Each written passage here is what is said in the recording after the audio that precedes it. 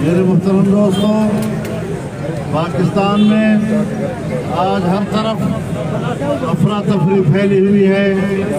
قبائل کے ساتھ ماضی میں جو مظالم ہوئے ہیں، انضمام کے بعد جو ان کے ساتھ ظلم کیے جا رہے ہیں، ان کے نقصانات کی تلافی نہیں ہو رہی، نقصانات کے معاوضے نہیں دیے جا رہے، نااہل حکومت سے کیا توقع کی جا سکتی ہے؟ ایک ہی نعرہ ہونا چاہیے کہ اس حکومت کا خاتمہ ہی ہمارے مسائل کا حل ہے۔ میرے دوستوں اور بھائیوں، انشاءاللہ العزیز ہم آپ کے پاس آئے ہیں، آپ کے تمام مطالبات کی ہم حمایت بھی کرتے ہیں اور آپ کے ساتھ اپنی بھرپور یکجہتی کا اظہار کرتے ہیں۔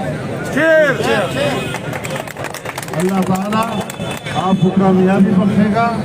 کسانی قوم ہماری اپنی قوم ہے، ان کی مشکل ہماری اپنی مشکل ہے، اور انشاءاللہ ان کی مشکل کے حل کے لیے ہم آخر دم تک ان کے ساتھ سارا مشورہ کریں۔